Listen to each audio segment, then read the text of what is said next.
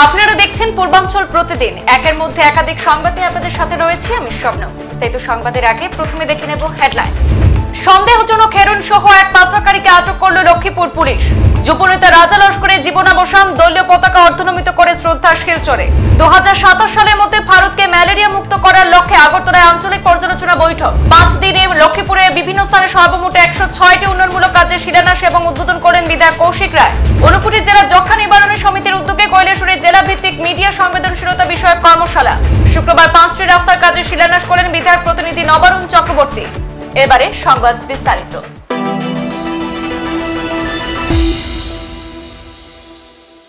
লক্ষ্মীপুর পুলিশের ড্রাগস বিরোধী অভিযান। লক্ষ্মীপুর থানার ওসি কমলেশ সিংহের নেতৃত্বে অভিযানে উদ্ধার করা হয়েছে 63 গ্রাম ড্রাগস।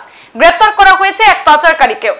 অভিযানে নেমে পশ্চিমবঙ্গের রেজিস্ট্রেশন যুক্ত একটি ইনোভা বাহন অভিযান চালিয়ে 5টি সাবানের বাক্স ভর্তি 63 গ্রাম সন্দেহজনক হেরোইন বাজেয়াপ্ত করার পাশাপাশি ধলাই থানা এলাকার জয়নুল হোসেন লস্করকে গ্রেপ্তার করা হয়। পুলিশ তার বিরুদ্ধে এনডিপিএস মামলা রুজু করে তদন্ত কার্য শুরু করেছে। শিলচরের উদীয়মান যুবনেতা রাজা লস্কর আজ আর আমাদের মধ্যে নেই। হজে গিয়ে আর নিজ শহরে ফেরা হলো না তার। বৃহস্পতিবার বিকেলে মক্কার এক বেসরকারি হাসপাতালে শেষ নিঃশ্বাস ত্যাগ করেছেন তিনি।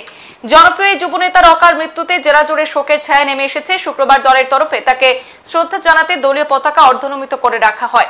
এরপর তার প্রতিকৃতিতে মাল্যদান এবং পুষ্পার্ঘ অর্পণের মাধ্যমে শ্রদ্ধাঞ্জলি নিবেদন করেন কংগ্রেসের কর্মকর্তারা। জেলা কংগ্রেসের কর্মকর্তারা জানান, প্রয়াত যুবনেতা রাজা লস্কর একজন তৃণমূল স্তরের কর্মী ছিলেন। এনএসইউআই এবং যুব কংগ্রেস করে উপত্যকায় সুনামের সঙ্গে নিজেকে প্রতিষ্ঠিত করেছিলেন তিনি। রাজনীতিতে জড়িত থাকলেও সমাজসেবামূলক কাজে তার অবদান ছিল অতুলনীয়। যে কোনো মানুষের বিপদে ঝাঁপিয়ে পড়তেন তিনি। ওনার এই অকাল প্রয়াণ কোনোভাবেই মেনে নিতে পারছে না শহরের মানুষ। প্রয়াতের স্মরণে শনিবার শিলচর জেলা কংগ্রেস কার্যালয়ে দলের বিভিন্ন স্তরের নেতাকর্মীদের উপস্থিতিতে এক শোকসভার মাধ্যমে শোকসন্তপ্ত পরিবারের হাতে একটি শোকবার্তা তুলে দেওয়া হবে বলে জানিয়েছেন জেলা কংগ্রেসের কর্মকর্তারা। সারা ভারতকে 2027 সালের মধ্যে ম্যালেরিয়া মুক্ত করার লক্ষ্যকে সামনে রেখে কাজ চলছে। এর অংশ হিসাবে ন্যাশনাল ভেক্টরবর্ন ডিজিজে কন্ট্রোলের ত্রিপুরা শাখার উদ্যোগে আগরতলায় আঞ্চলিক পর্যালোচনা বৈঠক চলছে। এতে রাজ্যের পাশাপাশি উত্তর পূর্বাঞ্চলের অন্যান্য রাজ্য থেকেও প্রতিনিধিরা এসেছেন। ন্যাশনাল ভেক্টরবর্ন ডিজিজে কন্ট্রোলের ডিরেক্টর ডক্টর তনুজ জৈন এই পর্যালোচনা বৈঠকে শামিল হয়েছে। এই পর্যালোচনা বৈঠকের দ্বিতীয় দিনে শুক্রবার ভারত সরকারের স্বাস্থ্য ও পরিবার কল্যাণ মন্ত্রকের জয়েন্ট ডিরেক্টর রাজীব মাঝি বলেন, উত্তর পূর্বাঞ্চল সহ দেশের অন্যান্য রাজ্যের মতো ত্রিপুরাতেও ম্যালেরিয়া ব্যাপক প্রাদুর্ভাব রয়েছে।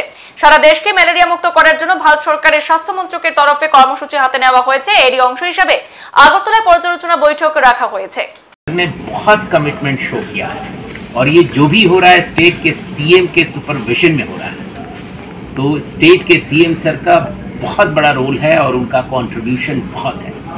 वो खुद ही एक डॉक्टर हैं और डॉक्टर होने की वजह से वो सेंसिटिविटी को सर समझते हैं और इसके वजह से आज हम जिस गति से बढ़ रहे हैं, आपने देखा होगा कि खोज अभियान, मलेरिया के खोज अभियान में सर्च में सर्वेलेंस को बढ़ा दिया गया है। अगर आप कभी हमारे रिपोर्ट्स को देखें तो एनुअल ब्लड एग्जामिनेशन रेट काफ़ी बढ़ा दिया गया है। ये इस बात का द्योतक है कि हम कोशिश कर रहे हैं कि इस राज्य को मलेरिया मुक्त करें। একটানা 5 দিনে লক্ষ্মীপুর বিধানসভা কেন্দ্রের বিভিন্ন স্থানে সর্বমোট 106টি উন্নয়নমূলক কাজের শিলান্যাস এবং উদ্বোধন করা হয়েছে। 106টি কাজের শিলান্যাস এবং উদ্বোধনের মধ্যে 86টি কাজের শিলান্যাস ও উদ্বোধন করেন লক্ষ্মীপুরের বিধায়ক কৌশিক রায় নিজেই এবং বাকি 20টি কাজের শিলান্যাস এবং উদ্বোধন করেন বিধায়কের প্রতিনিধি তথা কাছাড় চা জনগোষ্ঠী উন্নয়ন পরিষদের সভাপতি সঞ্জয় কুমার ঠাকুর। শুক্রবার হঠাৎ করে বিধায়ক কৌশিক রায় গুয়াহাটিতে চলে যাওয়ায় বিধায়কের অনুপস্থিতিতে 20টি কাজের শিলান্যাস এবং উদ্বোধন করা হয়। প্রতিটি অনুষ্ঠানে বক্তব্য রাখতে গিয়ে কাছাড় চা জনগোষ্ঠী উন্নয়ন পরিষদের সভাপতি সঞ্জয় কুমার ঠাকুর বলেন, আপনাদের এলাকায় শীঘ্রই যাতে এই সব উন্নয়নমূলক কাজ শুরু করা যায় তার লক্ষ্য রেখে লোকসভা নির্বাচনের দিন ঘোষণার অন্তিম লগ্নে বিধায়ক কৌশিক রায় নির্দেশে এই কাজগুলির শিলান্যাস এবং উদ্বোধন করা হয়। এমএলএকে গুয়াহাটি যেতে হয়েছে, কিন্তু কেন বন্ধ করা হয়নি যে আগামীকাল নির্বাচন আচরণ বিধি যেটা মডেল কোড এন্ড কন্ডাক্ট এটা লাগু হয়ে যাবে আর আগামীকাল থেকে কোনো উন্নয়নমূলক কাজ শুরু করা যাবে না। সেজন্য আজকে এই কাজটা শুরু করা হয়েছে আর আজকে যদি না হয় তো 3 মাস এই কাজ হবে না যখন পর্যন্ত নতুন গভর্নমেন্ট হয় না।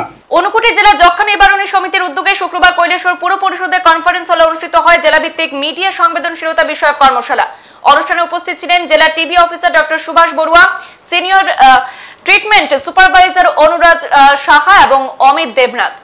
কর্মশালায় বক্তব্য রাখতে গিয়ে ডক্টর সুভাষ বড়ুয়া বলেন, টিবি মুক্ত ভারত গড়ার লক্ষ্যে জোর কদমে শুরু হয়েছে সচেতনতামূলক কর্মসূচি। দেশ জিতবে, টিবি হারবে।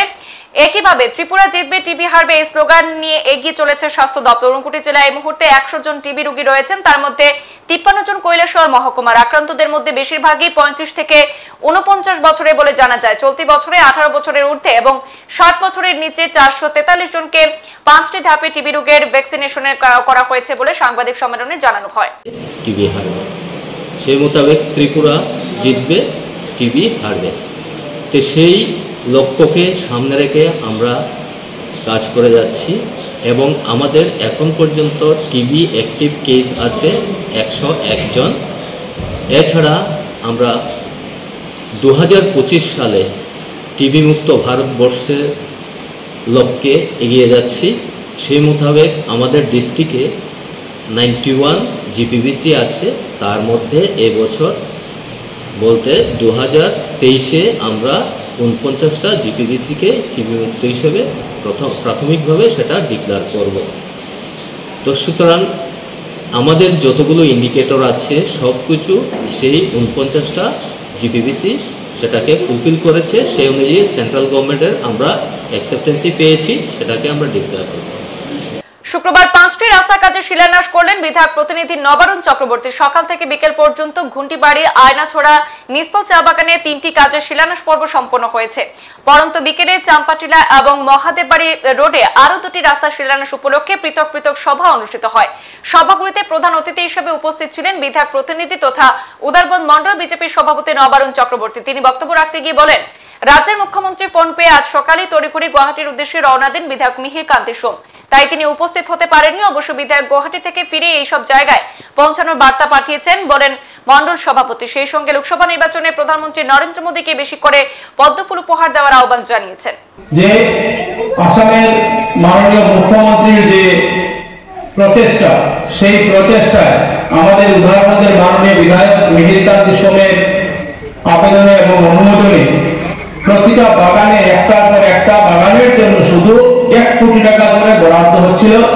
আগে হয়েছে বিভিন্ন বাগানে, আজকে সেই ওডিএস স্কিম থেকে এই আয়নাছড়া চা বাগানে বিভিন্ন রাস্তা, মেইন রাস্তায় একটা, সঙ্গে আরো ছোট ছোট অনেকগুলো ফাঁড়ি রাস্তা, যেগুলোকে আমরা লোকাল ল্যাঙ্গুয়েজে লাইন বলি।